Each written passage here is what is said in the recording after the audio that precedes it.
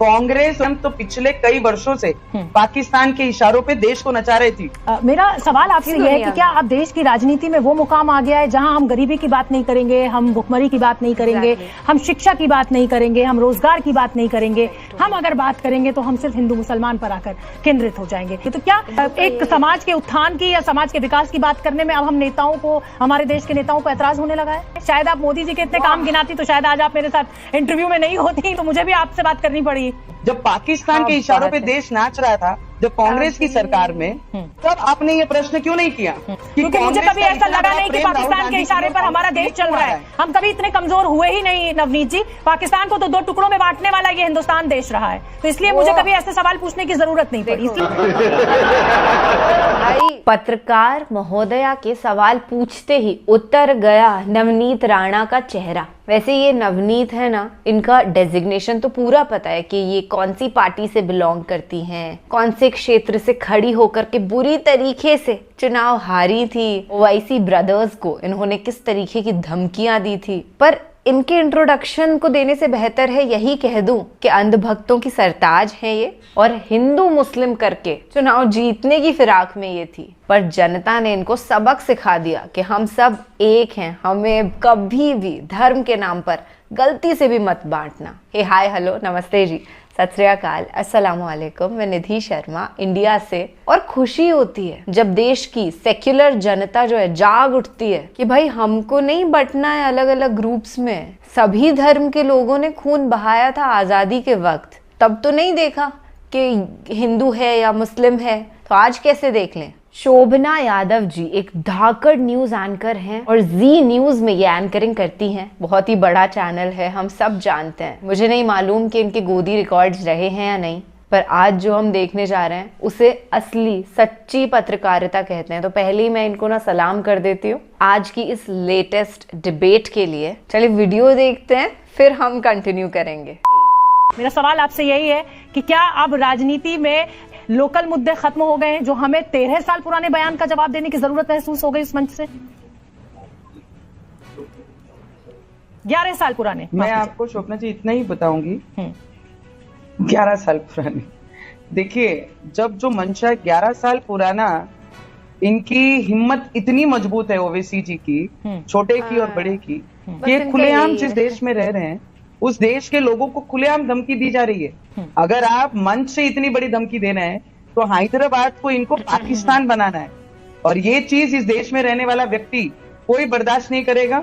जिस तरीके से इन्होंने हैदराबाद में पिछले कई वर्षों से दबाव की राजनीति की है, पीढ़ियों ने पीढ़ी इन्होंने जिस तरीके से राजकारण वहां पे किया है, उसका उत्तर, उनके ही प्रश्नों का उत्तर दिया है मैंने। मैडम, हमें हिंदुस्तान से प्रेम है। झूठ बोलो, बार बार झूठ बोलो। हम हिंदुस्तान में रहते हैं, इस माटी को माथे पे लगाकर हम अपनी शुरुआत करते हैं। इन्हें कह दीजिए, ओबीसी जी को कह दीजिए, ओबीसी के छोटे और बड़े को दोनों को कह दीजिए कि इन्होंने अपने शब्दों में कह देना चाहिए भारत माता की जय। 5 वर्षों में पार्लियामेंट में जब भी भारत माता की जय के नारे लगते हैं, जी जी, अपनी बात पूरी कीजिए। बस यही तो इन्होंने कभी अपना मुंह नहीं खोला, तो कभी अपनी शब्दों से भारत माता की जय बोलते हुए मैंने 5 सालों में नहीं देखा है। इन्होंने 15 मिनट मांगे थे। मैं मेरे स्टेटमेंट के साथ आज भी उसी तरीके से डटी हूँ कि इन्होंने 15 मिनट मांगे थे, और जिस देश में हम रहते हैं और इस देश को हम प्यार करने वाले लोग हैं, तो इनको 15 मिनट लगते होंगे, हमें सिर्फ 15 सेकंड लगते हैं। इसमें कोई गलत बात नहीं है ना, कोई गलत बात नहीं है। ठीक है, ये गांधी का देश है और गांधी ने कहा कि कोई एक तमाचा मारे तो दूसरा गाल आगे कर दीजिए, और यहाँ आप 11 साल पुराने बयान का जिक्र जो है वो हैदराबाद की राजनीति में कर रही है। क्या प्रधानमंत्री नरेंद्र मोदी के 10 साल किए हुए काम जो है वो कम पड़ गए जो आपको यहाँ तक आना पड़ा? क्या वो काम नहीं गिना के चुनाव प्रचार किया जा सकता था? असदुद्दीन ओवैसी, अकबरुद्दीन ओवैसी की भाषा में उनको जवाब देकर ही क्या बीजेपी करेगी? क्या बात है यार, दिल खुश। मैं आपको इतना जरूर बता सकती हूँ, पाकिस्तान को शांत करने के लिए मोदी जी ने ही किया है। कांग्रेस और एमआईएम तो पिछले कई वर्षों से पाकिस्तान के इशारों पे देश को नचा रही थी। आज पिछले 10 वर्षों में अगर पाकिस्तान शांत है, पाकिस्तान का हल्ला हमारे देश में नहीं है, तो उसका एक ही कारण है, हमारे मोदी जी। चड्ढा समझाओ इसे, समझाओ। ऐसे खिलौने बाजार में बहुत बिकते हैं, मगर इसे खेलने के लिए जो जिगर चाहिए ना, वो दुनिया के किसी बाजार में नहीं बिकता। मोदी जी के कार्य को अगर मैं गिनने लग जाऊं तो मुझे लगता है पूरा महीना खत्म हो जाएगा और मोदी जी के विकास कामों की गिनती खत्म नहीं होगी। जिस तरीके से ये राजकारण हैदराबाद में कर रहे हैं, पूरे देश में हेट्रेड फैलाने की कोशिश पिछले कई वर्षों से कर रहे हैं। पार्लियामेंट में 3 तलाक की बात होती है तो इनके बयान जब आते हैं, 33% आरक्षण जब महिलाओं को देने की बात आती है तो ओबीसी एक ऐसे मेंबर है, मेंबर ऑफ पार्लियामेंट, जो इसका विरोध करते हैं। ये मोदी जी ने जो आरक्षण देने का काम किया महिलाओं को, उसका भी विरोध किया, 3 तलाक का भी विरोध किया, 370 का भी विरोध किया, राम भगवान के मंदिर के लिए भी ओबीसी ने खुलेआम विरोध किया। उन्होंने कहा बाबरी थी, बाबरी है और बाबरी रहेगी, राम मंदिर था, राम मंदिर है और राम मंदिर रहेगा। इसी नारे के साथ ये देश कितने सालों से काम कर रहा है। और जिस देश में आप रहते हैं, उस देश के पार्लियामेंट में रहते हैं, उस पार्लियामेंट के हर प्रोसीजर को आपने हमेशा नकारा है। भारत माता की जय आपको बोलनी नहीं है, आप क्या विकास करेंगे? आप सिर्फ हेट्रेड स्पीच के लिए हर जगह जाते हैं और अपने समाज के लोगों को एकजुट रखने के लिए और पाकिस्तान का प्रेम लोगों में दिखाने के लिए। कांग्रेस और एमआईएम दोनों भाई भाई हैं। जिस तरीके से राहुल गांधी को पाकिस्तान से प्रेम के संदेशे आ रहे हैं कि मोदी जी को हराओ और कांग्रेस को, राहुल बाबू को चुन के लाओ, इस तरीके के प्रेम के संदेश पाकिस्तान दे रही है। हम तो हिंदुस्तानी है भाई, हम तो हिंदुस्तान में रहते हैं और हिंदुस्तान की मट्टी से प्रेम करते हैं। आपने हिंदुस्तान के विरोध में काम करेगा, उसके विरोध में हर एक हिंदुस्तान। जी नवनीत जी, आपने कहा कि हैदराबाद को पाकिस्तान बनाने की कोशिश कर रहे हैं असदुद्दीन ओवैसी और अकबरुद्दीन। क्या इस देश की पुलिस पर, इस देश की सरकार पर, केंद्र में आप हैं और तेलंगाना में कांग्रेस की सरकार है, क्या आपको बिल्कुल यकीन नहीं है, इस देश की सेना पर आपको यकीन नहीं है कि 2 शख्स अकबरुद्दीन ओवैसी और असदुद्दीन ओवैसी हैदराबाद को पाकिस्तान बना देंगे? आप क्रोनोलॉजी समझ लीजिए। थोड़ा सही बोला। ये तो जनता को भ्रम में रखने वाली बात हो गई ना। हमें हमारे सैनिकों पर हमको पूरा विश्वास है।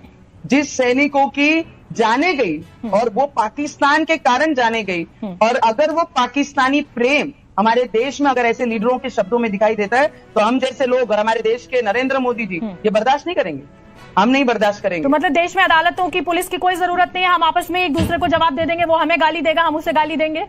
क्या बात कर रही है, गजब बैन कर रहे हैं। मैडम, मैं तो बहुत देशभक्ति वाली हूँ। मैंने तो बहुत सरल तरीके से कहा है। उन्होंने कहा है कि हिंदुस्तान में पुलिस को हटाइए, 15 मिनट हम लोगों को दीजिए। मैंने तो बहुत सरल तरीके से कहा है, जिस हिंदुस्तान से हम प्रेम करते हैं, जिस हिंदुस्तान की माटी से हम प्रेम करते हैं, आपको 15 मिनट लगते होंगे। जो बाहर से आकर हम लोगों को दम दे रहे हैं, हम लोगों को धमका रहे हैं, तो हमें सिर्फ 15 सेकेंड लगेंगे।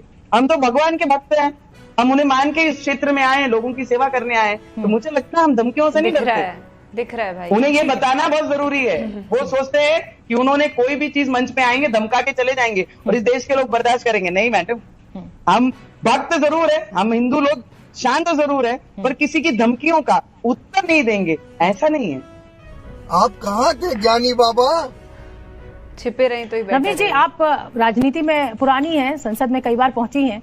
मेरा सवाल आपसे यह है कि क्या अब देश की राजनीति में वो मुकाम आ गया है जहां हम गरीबी की बात नहीं करेंगे, हम भुखमरी की बात नहीं करेंगे, हम शिक्षा की बात नहीं करेंगे, हम रोजगार की बात नहीं करेंगे, हम अगर बात करेंगे तो हम सिर्फ हिंदू मुसलमान पर आकर केंद्रित हो जाएंगे, हम जातियों पर आकर केंद्रित हो जाएंगे। कोई कहता है लोकतंत्र खतरे में, संविधान खतरे में, कोई कहता है कि ये आएंगे, ये सत्ता में आएंगे तो एससी और ओबीसी का जो हक है वो मुसलमानों को दे देंगे। तो क्या हम एक समाज के उत्थान की या समाज के विकास की बात करने में अब हम नेताओं को, हमारे देश के नेताओं पर ऐतराज होने लगा है?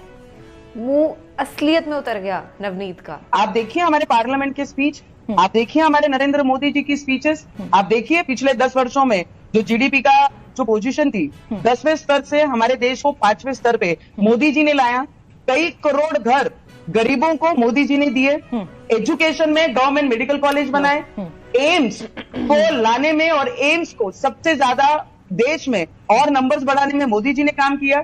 जहां 75 वर्षों में 72 सिर्फ एयरपोर्ट से उसको 150 नंबर लाने के लिए मोदी जी ने काम किया। तीसरे स्तर पे देश को लाना है तो मोदी जी बढ़िया बातें कर रहे हैं। तो यही बातें आपने चुनाव में क्यों नहीं कही? कहां आप अकबरुद्दीन ओवैसी के 11 साल पुराने बयान का जवाब देने में लग गई?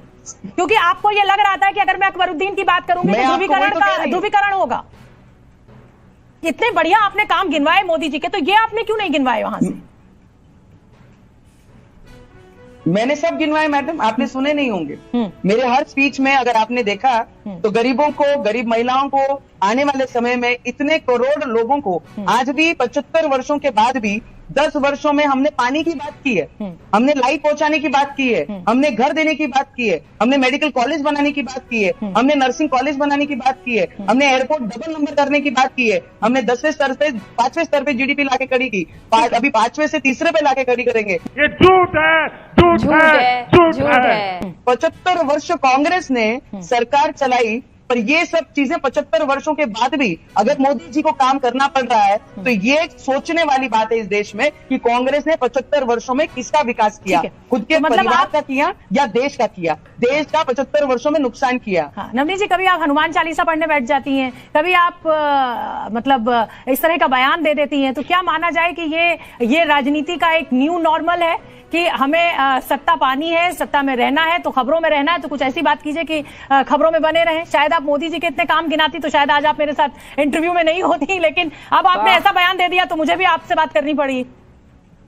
ये न्यू नॉर्मल है। देखिए, मैं आपको इतना जरूर बता सकती हूँ, न्यू नॉर्मल नहीं है। ये न्यू नॉर्मल कभी था ही नहीं। जब पाकिस्तान के इशारों पे देश नाच रहा था, जब कांग्रेस की सरकार में, तब आपने ये प्रश्न क्यों नहीं किया? क्योंकि मुझे कभी ऐसा लगा नहीं कि पाकिस्तान के इशारे पर हमारा देश चल रहा है। हम कभी इतने कमजोर हुए ही नहीं नवनीत जी। पाकिस्तान को तो 2 टुकड़ों में बांटने वाला ये हिंदुस्तान देश रहा है, तो इसलिए मुझे कभी ऐसे सवाल पूछने की जरूरत नहीं पड़ी, इसलिए मैंने आपसे ये सवाल किया। मैं आपको ये बता सकती हूँ, कोई अगर आस्था पे बात करेगा मेरे, तो उसे जवाब जरूर दिया जाएगा। ठीक है। हम जिस देश में रहते हैं ना, as a member of parliament, जो मेरा कर्तव्य मुझे बताता है वो मैं अच्छे तरीके से अपने क्षेत्र में जरूर करती हूँ। ठीक है, बहुत बहुत धन्यवाद नवनीत जी मुझसे बात करने। जवाब देती तुम, अगर वो प्रेजेंट की बात होती तो वो 11 साल पुरानी बात, इन लोग का यही है पता है, 75 साल पुरानी बात करो, 11 साल पुरानी बात करो और जनता के असल मुद्दों, असल तकलीफों से उनको भटका दो। ये तो यार आंकड़े भी झूठे बता देते हैं, इन लोग को बिल्कुल ऐसे शर्म वरम नहीं आती है। चाहे एम्स की बात हो या जीडीपी की बात हो, हवाई बातें करते हैं, खुद की मन गढ़ंत जो है। प्रॉपर स्टैटिस्टिक्स तो अभी भी नहीं बताई गई ना कि पहले किस रेट से जीडीपी बढ़ रही थी और मोदी जी के आने के बाद किस रेट से भरने लगी। अगर मोदी जी ना होते प्राइम मिनिस्टर, ना होती अगर नोटबंदी और सही इकोनॉमिक डिसीजंस लिए जाते, जनता से इस कदर टैक्स नहीं वसूल किया जाता, तो जीडीपी डेफिनेटली 5th की जगह 2nd नंबर पर होती। बट ऐसा नहीं हुआ। कोई भी अच्छी चीज हो रही होती है ना, तो बीजेपी वहां आकर उनका रिबन काट देती है, इनॉग्रेशन सेरेमनी में पहुंच जाती है और फोटोग्राफ खिंचवा लेती है, ताकि सबको लगे कि ये बीजेपी ने किया है। और अमीर और गरीब का जो डिफरेंस है इस देश के अंदर, उसके बारे में तो राजनेता सोचते ही नहीं है हमारे। मोदी जी से ये सवाल किया गया कि भैया ये इतना अंतर कैसे पैदा हो गया, तो बोलते हैं तो क्या मैं सबको गरीब बना दूं? भाई तुम अपने चंद अमीर दोस्तों को हद वाला अमीर बनाए दे रहे हो, और इसको जस्टिफाई करने के लिए तुम ये कह रहे हो कि सबको गरीब तो नहीं बना सकते ना, तो फिर सबसे टैक्स क्यों ले रहे हो? टैक्स ही बंद कर दो, इतना जीएसटी जो भर भर के दे रहे हैं। और फिर ये जो नया बजट हमारी निर्मला सीतारमण जी लेकर के आई हैं, पैसा खर्च करे तो टैक्स दे, नहीं करे तो भी टैक्स दे। अरे पड़ा हुआ है हमारा पैसा इन्वेस्टेड, उसका भी टैक्स देना पड़ेगा, तो पैसा कम होता जाएगा। फिर जिन लोगों के पास बहुत बड़े बड़े कॉर्पसेस नहीं हैं, उनका पैसा कम ही होता जाएगा। खैर, ऐसी लॉजिकल बातों का आंसर नहीं देगी यार भारतीय जनता पार्टी का कोई भी सदस्य, जवाब नहीं देने वाला है इन बातों का। तो बेहतर यही होगा कि बीजेपी को हटाया जाए और दूसरी पार्टी को लाया जाए, और जल्द ही ये होकर रहेगा। ख्याल रखिएगा अपना और अपने सभी घर वालों का, खुश रहिएगा और देश के असल मुद्दों को, सच्ची बातों को ऐसे ही सपोर्ट करते रहना। राम राम, दुआ सलाम, जय हिंद।